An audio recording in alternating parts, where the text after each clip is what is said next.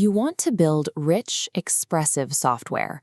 You want to use the tactical patterns of domain-driven design, entities, value objects, and aggregates to model complex business rules. But these tactical patterns are useless without a protected architectural boundary to live in. The industry default is the Smart UI, or the transaction script.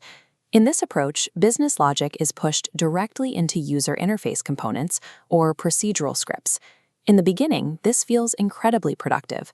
For simple data entry or basic CRUD applications, moving data between a database and a screen is efficient. You don't need heavy abstraction to save a form. As business requirements scale, this procedural approach creates a hard ceiling on system complexity. Code duplicates across multiple screens, a UI change breaks calculations, and true abstraction becomes impossible.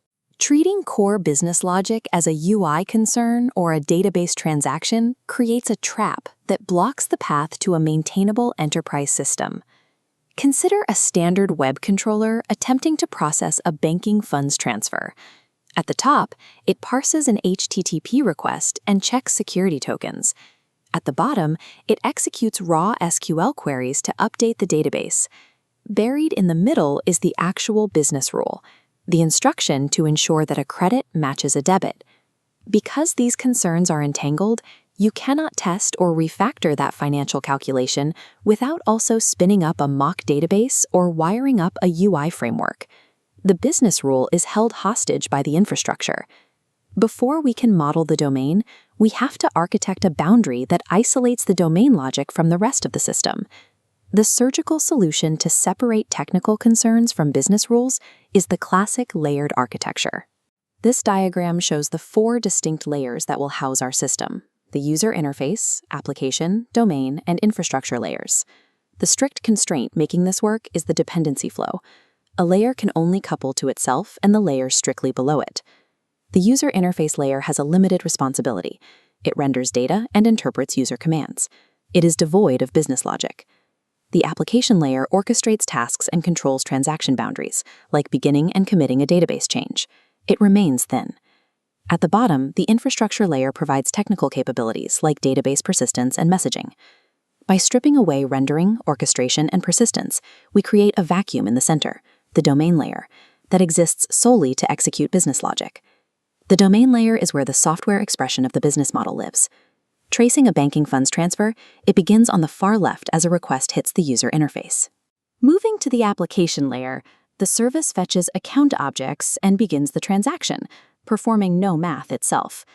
Execution then enters the domain layer.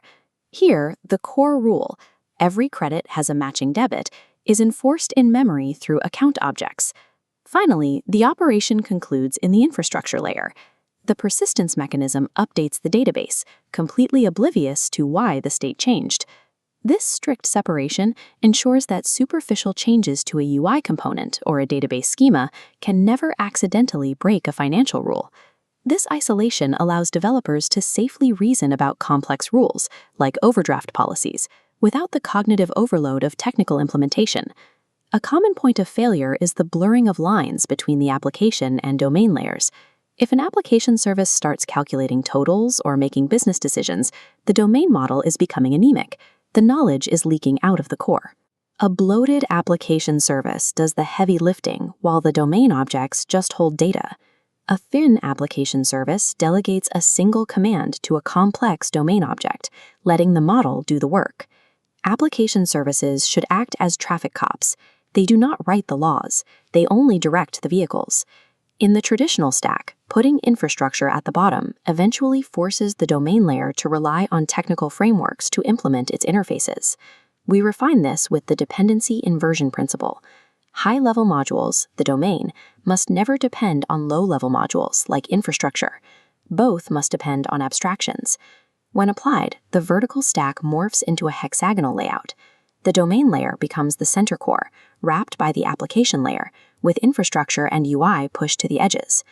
The domain layer defines the interfaces, or ports. The infrastructure layer implements them as adapters. This inversion grants the domain layer independence. It enables fast unit tests and ensures the core business logic is agnostic to its environment. In a typical system, The code responsible for business logic is the smallest fraction of the total codebase. By isolating it, we ensure that the logic which describes the product is never obscured by the mechanics required to run it. UI redesigns and framework churn can swirl around the outer barrier like a storm, but the internal rules of the business remain stable and calm. This isolation creates a laboratory environment where developers and domain experts can refine a model until it matches the complexity of the problem. With the boundaries secured, we can populate this space with the specific structures of domain-driven design. This protected layer is where we define entities and value objects, the building blocks that turn a procedural script into a rich model. We will tackle that implementation in the next video.